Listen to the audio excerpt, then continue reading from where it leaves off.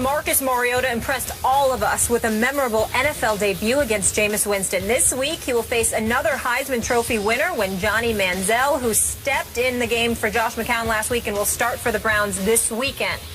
Stephen A., which quarterback has a better game when the Titans face the Browns, Mariota or Manziel? Eminem. You know why it's a tough call, Molly, Skip? Because I really don't know enough about both the defenses this year, as of yet. It's not like Mariota has to play against Manziel or vice versa. They've got to play against those defenses. With Mariota, I will tell you that I think he's incredibly impressive thus far after 1 week.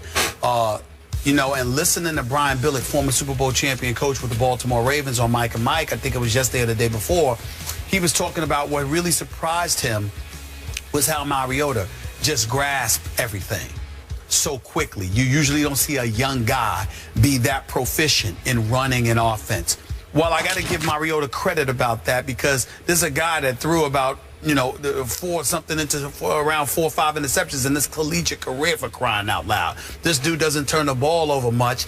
He seems to be precise, incredibly knowledgeable about the offense that he's running. Not throwing a lot downfield, but no, shoot, Tom Brady doesn't most of the time. So when we look at it from that perspective, you got to give credit where credit is due. In favor to your guy, Johnny Manziel, and the argument that you make in his favor, which I totally agree with you with. There's no Josh Gordon there. Who does this guy have to throw the football to? I just don't know. Other than Benjamin, which was a good 57-yard TD pass by Johnny Manziel to him, and he had beaten Cromartie on that play, by the way, a few plays before Cromartie ended up going down with that sprained knee. I'm just looking at it from the perspective, I don't see much of a running game in Cleveland. I don't see much of a passing game in Cleveland. So, therefore, how can I expect anything from Johnny Manziel? Whereas with what Ken Wisenhunt is doing in Tennessee, with what they were able to do to Tampa, although it was facilitated by a bevy of turnovers on the part of Jameis Winston and that Tampa Bay offense, along with the defense, boy, Lovie Smith to get that together before he loses his job. I got to tell you, I'm going to give the edge to Mariota. I'm going to assume that somehow, some way, he'll find a way to be effective because Ken Wisenhunt will help him. And I do have more faith in Ken Wisenhunt with Tennessee's offense than I do with Mike Pettin, who knows very little about offense. Seriously? I mean, I can't even believe you made the point. I mean, they don't even belong in the same sentence. It's like laughable. They don't. Exactly. Okay. That's what I'm trying to say. Listen, I give Mariota the edge by far here. Johnny Manziel has little to no shot in this game, and I'm not making an excuse for him. I'm making a very valid point. Johnny Manziel versus Dick LeBeau. Did you see what LeBeau did to Jameis last week in Tampa? We're talking about Johnny Manziel with no receiver you can name except for maybe Benjamin, no running back you can name, with a leaky offensive line and a first-time NFL offensive coordinator named John DeFilippo, who looked like he had no clue last week when he tried to force Johnny to go straight in place of Josh McCown and try to run Josh's offense. I'm sorry to interrupt you. Could you say that offensive coordinator? John DeFilippo. No, say it the way you just said it. Because see, this is along the lines of Rasho Nesterovic or Slava Medvedenko. Yeah. Well, it is. No, seriously. Who the heck is that? And where did he come from? San Jose State, I believe, was his last stop? I mean, what are we doing here? So at least Johnny got the first string snaps this week. That's a benefit. Did he get all of them? And I hope so. And I hope that they will at least let him run maybe a rollout or a quarterback draw or maybe 2 spread option plays. How about that? Let him do what he does, and maybe he will, as you say, survive this game.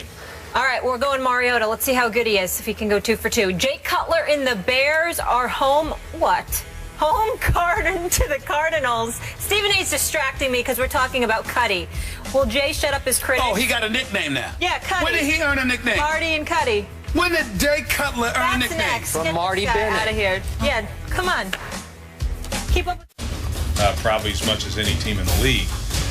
But I don't fear him, I can tell you that much. I'd much rather have a win against a first ballot Hall of Fame coach, you know, and Belichick than a slappy coach. I mean, shoot, he's going to get what I got. Go, you got him. We got the Gronk. We're putting Kong on them. I get it. They got all the trophies, and they got the record says what it is. But, I think we got the same record as we had in that stadium on Sunday. It's a brand new team, and we'll see what happens.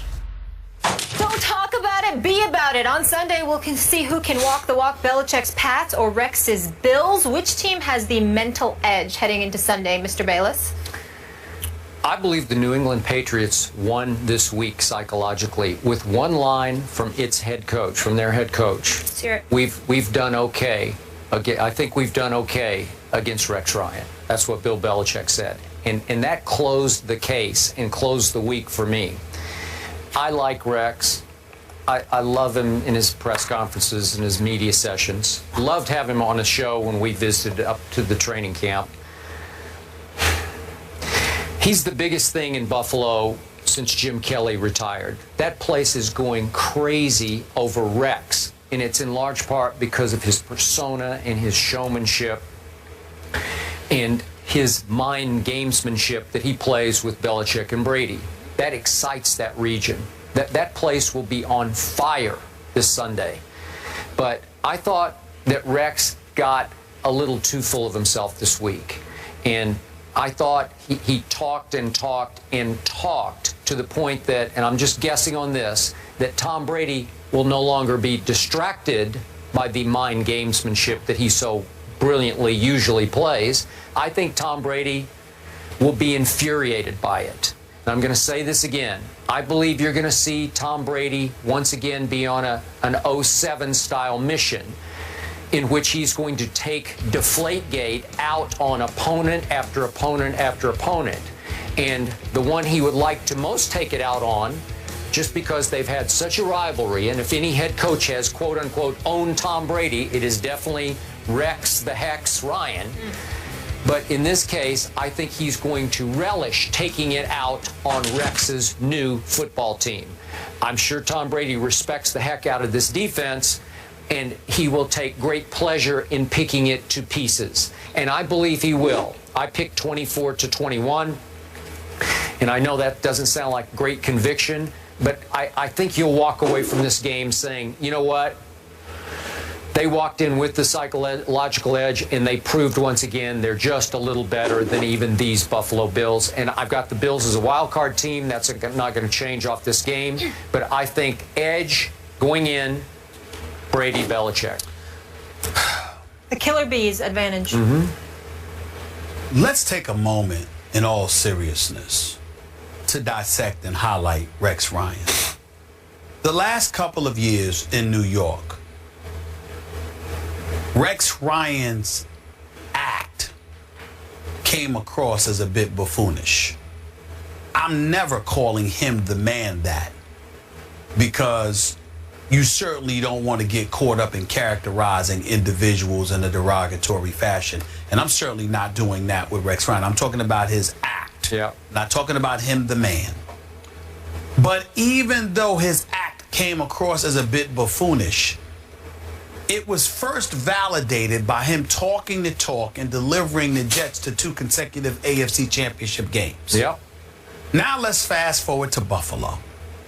He gets fired from the New York Jets job. He comes on the set with us at First Take when we went to his camp. And even though I had no enjoyment whatsoever being up there in Foxborough with New England, I thoroughly enjoyed being in Rochester, New York. I love Foxborough. Well, I didn't like being up there because the New England Patriots were busy practicing and they never came on the show until the last 5 minutes. That's what they do. They're about winning football games, not being on I didn't want to be there, but I loved being in Buffalo and I loved being in Florham Park, New Jersey. I have no problem with them stiffing us. They were very good to us. They were the Jets and the Bills were first class all the way. Let me just say that. And the better team is the New England Patriots. All right, that don't mean they ain't classless. Now let's get back to it. No one's ever accused them of being classless. I'm talking about towards their guests. That's all I'm saying. I mean it, and that's that. Now let me get back to the Bills.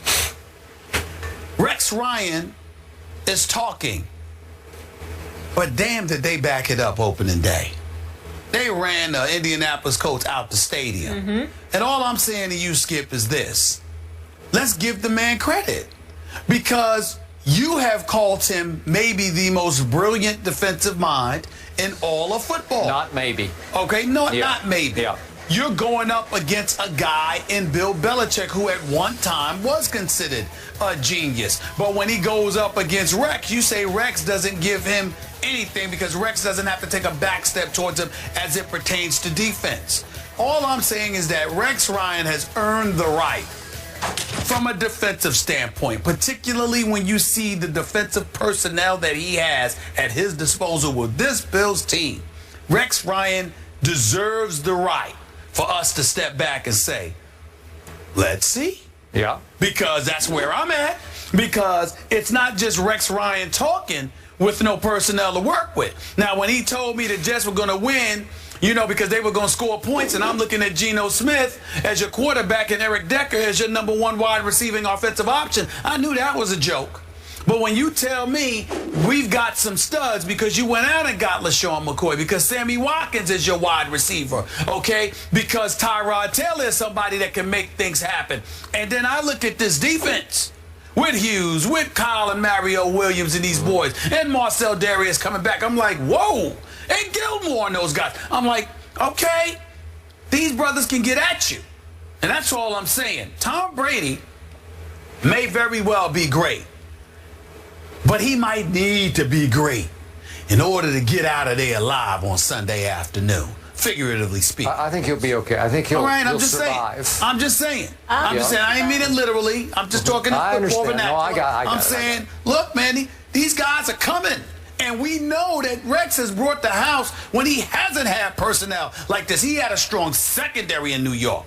In Buffalo, he's got a front seven, man, that might be the best in the NFL. Okay. It's not a joke. All right. It's definitely not a joke.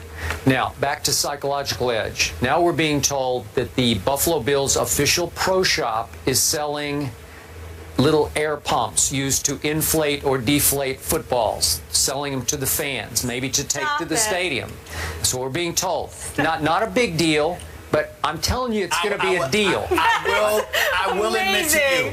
I will admit to you, to do something like that to a guy like Tom Brady, he'll pay attention to that. I do believe he will take that to heart, and he will take it out I'm just on the saying, Bills. he's the kind of he guy. Will. Listen, he is the kind of guy. Michael Jordan not only taught us that, he taught me, look, little things that get said or implied to you, to the great one. I completely agree. We always hear that. Yep. Tom Brady's great. Advantage Brady. We have to leave it there. LaShawn McCoy did participate in drills, so that should be a good sign that maybe he'll be going on Sunday. Let's hope so. Speaking of Sunday, we got another matchup of Heisman-winning quarterbacks Marcus Mariota and the Titans face Johnny Manziel and the Browns. Johnny is starting. We'll discuss that one next. Who has the upper hand? Don't miss that. I said Eminem. I'm surprised that Molly wouldn't pick up on that, considering that Molly starts with an M.